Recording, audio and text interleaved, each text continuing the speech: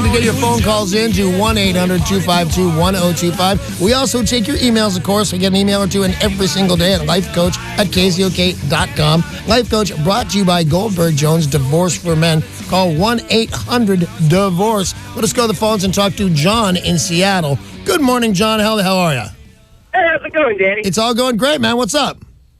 So I've been working at this company for about 7 months now, and 3 months in, I met this girl, and she's the most fantastic person ever. Like, literally, so great. And I ended up falling in love with her, and she's been with some guy for 8 years, and he recently proposed to her, and I don't know, I feel like that it would be all right for me to confess my love to her, but at the same time, knowing that she's been with this guy for 8 years, I just feel like it would be really selfish of me. And the thing is that we get along really well, and she knows that I think she gets the idea that I like her, and I feel like she likes me too, but I don't know what to do. Well, I will tell you what to do, because on the cover of things, on the surface, it's kind of easy. I'm in love with a coworker. She's going to marry another guy. What do? You tell her. You always tell her. You always follow your heart. Absolutely. Now, once you've hit the what do I do, you tell her, then you start being a decent guy, John, which I like about you. You're actually thinking of the other guy. I think this would be very, very selfish, and in a way it would. It's also selfish because she's not going to marry this cat, but here's the deal. I always say on Life Coach, always follow your heart. It's the only thing that's going, and it's never, by the way, the little bastard's a liar sometimes. Following your heart sometimes is a disaster, but you'll never get over it if you don't. If this girl doesn't ever know your feelings and marries another guy, that's going to follow you around. If you're really in love with her, that's kind of going to follow you around forever. You're going to get older and stuff, and you're going to get married. Things are going to go great, and your life's going to work out fine no matter what, John, except there'll always be that one who you should have told, I love you. And I would say, from what you have told me, it's not going to work out for you. If you tell her, she's not going to leave her fiancé for you. She likes you. She's your friend. I think, and I'm not recommending this, I'm just telling you what I feel. I feel you have a better chance of sleeping with this girl than marrying her. She's going to marry the other guy. She likes you. She's playing around with you. She's having a good time. I don't know if she's leading you on or not. I'm going to go with not. She's a nice girl. She's a good girl. I think she's going to be incredibly flattered.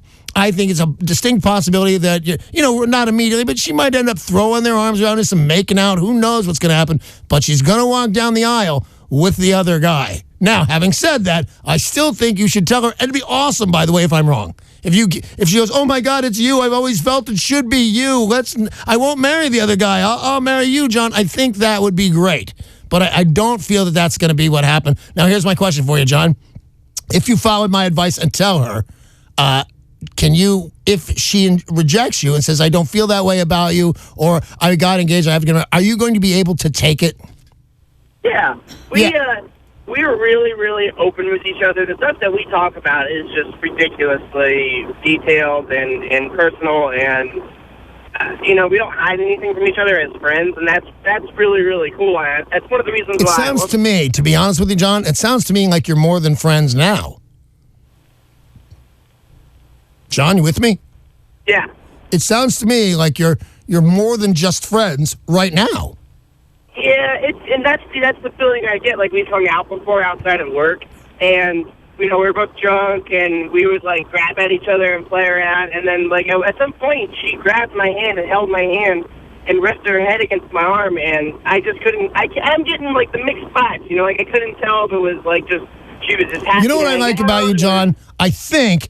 Here's the thing. I think she's going to say no, and I really like you. I don't think this is going to work out the way you want, but the cool thing is you sound absolutely like you're ready for that. Like, she's going to say, no, I'm engaged to somebody else, and you're not going to go, oh, my God, and not leave the house for a year. You're going to weigh the circumstances going in, and you're going to be just fine, but don't have the regret forever. I forget that Kiefer Sutherland has a Cuervo commercial for tequila. And at the end of it, he says, just have no regrets. And I happen to believe, I don't even like that guy, but that sounds right to me. Have as few regrets as possible. And John, I promise you this, if you don't tell this girl, you're gonna regret it for a really long time. Thanks, and hang in. And by the way, if you decide to tell her, call me back and tell me what happened, because I'm fascinated now. He should tell her. Of course he should tell her. Follow your heart, man, every time. And then she'll say, oh, I love you too. And he'll be like, all right, I got to call Danny Bonaduce. Okay, finish the deed and then call me. 800-252-1025. Call that number now if you've got a question for Danny Bonaduce, life coach. Any kind of problem you have, he's been there and can help you, so make the call. Kevin in Tacoma, you're on with Danny. Hey, Kevin. Hey, Danny, how you doing? I'm good, buddy. What's up? Hey, I got a question from years ago. I got a divorce probably about 10, 12 years ago. Right. And my ex got all my guns because I let her back in the house, and she got all my property. Now, she walked into your house and got your guns, or she was given your guns? Actually, I let her back in because I wanted to get back together because the kids were young. Right. I didn't want to make the marriage work. Right. And when I let her back in, she kicked me back out. Right. And we were going through an argument at the time, and she went and sold everything that I owned in the house. Everything was paid off. And now that she inherited over $500,000, I can't get no money back out of her, right? Right. Absolutely not. Here's the only thing you could do, because I can see your question says, can I get my stuff back that my ex-wife sold a decade ago? There is no way at all. But there's a chance. And here's my real answer. I just want to hear my own voice. But here's my real answer is no. Get used to it. That ship has sailed. Okay, and now, because nobody gets as angry as I get a psychiatrist to say that deed, that here's why you didn't try sooner than 10 years ago, that the deed of selling those guns and your property has given you PTSD, and now you can sue her for that, for emotional stress. Having said that, the real answer is no. Not a chance, not ever. But I want to remind everybody that tomorrow, I believe, Rick Jones from Goldberg Jones Divorce for Men will be in this very studio. If you still want to call me, that's awesome. I want you to call me because I will help you out. But when the Rick Jones show is on, the phone calls go crazy, and he just gives the best legal advice, and he charges you nothing for it. So hang in there, Kevin. But the answer to your question is no, you can't get your stuff back from a decade ago. Time to move on, eh? Yeah, absolutely. Yeah. Move on. Although I'm all for, I'm not against faking a thing for PTSD and suing her personally, but you'll lose, but you'll cause her some inconvenience, and that's always fun. 800-252-1025. Call that number now if you would like to talk to the life coach. James, you are up next. Hiya, James. Hey, what's up, Danny? What's up, man? My daughter's been married for about 5 years, right. And last month she went out with a friend, and she didn't come in till 9 o'clock.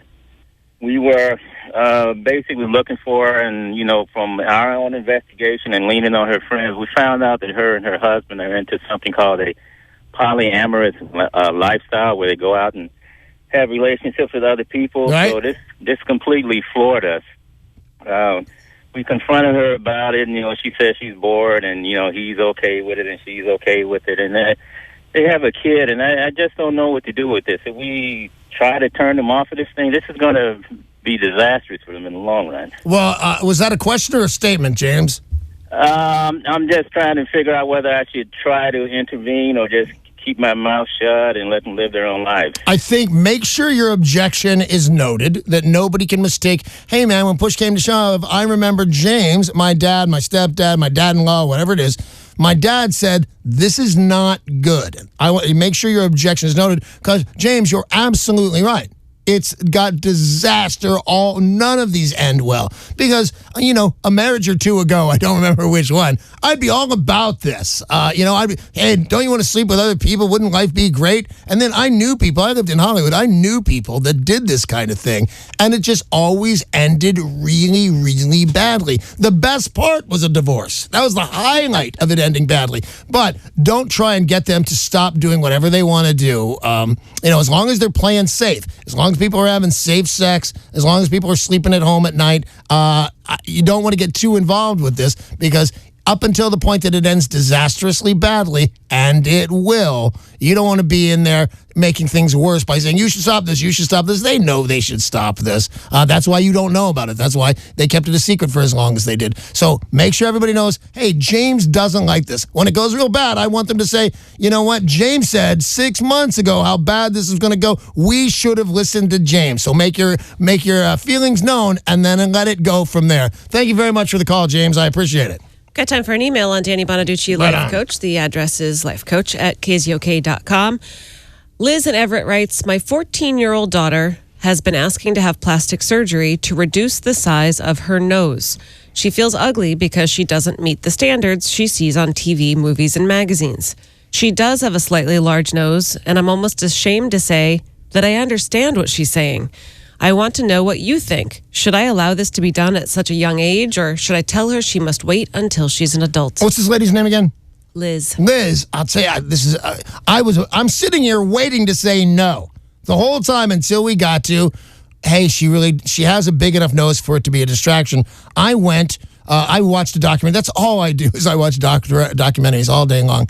And there's these 3 plastic surgeons. They're like Doctors Without Borders, except on their free time, they do things that would be considered elective. They just feel that sometimes a kid's got a nose so big, it's causing them they're so depressed, and kids are making fun of them so bad that we're going to do, and we charge nobody for it. So there are doctors who absolutely agree with it. Now, the people in the documentary I saw had such an incredibly large nose.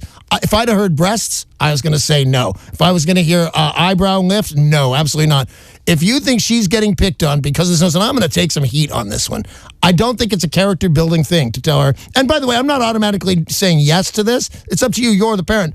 But I don't have my doors closed to a 14-year-old getting elective surgery if they're right. If it's a big, bulbous nose and it's getting them made fun of in school and people are mean to her, and you said it is a pretty big nose, a doctor, by the way, a good doctor won't do it on a 14-year-old. You're going to have to prove this is a detriment to her life. And if a good plastic surgeon will say, well, yeah, I will perform this operation, then you are probably right. So I would leave it all in the hands of the plastic surgeon. But if it's causing her misery and she's 14, 14's too young for misery, normally all plastic surgeries on a kid say no, except that one where they're getting bullied left and right on this one. That's like repairing a cleft palate. You know what I mean? Some people might not say it's the same thing, but if it's getting in her way and it's not a thing that's going to keep growing, I say if the doctor will do it, get it done for the 14-year-old. Thank you very much. That's all the time we have today for Danny Bonaduce, Life Coach. And I want to remind everybody again that tomorrow, Goldberg Jones will be in the studio in the form of Rick Jones taking your phone calls. Life Coach is brought to you by Goldberg Jones Divorce for Men. Call 1-800-DIVORCE.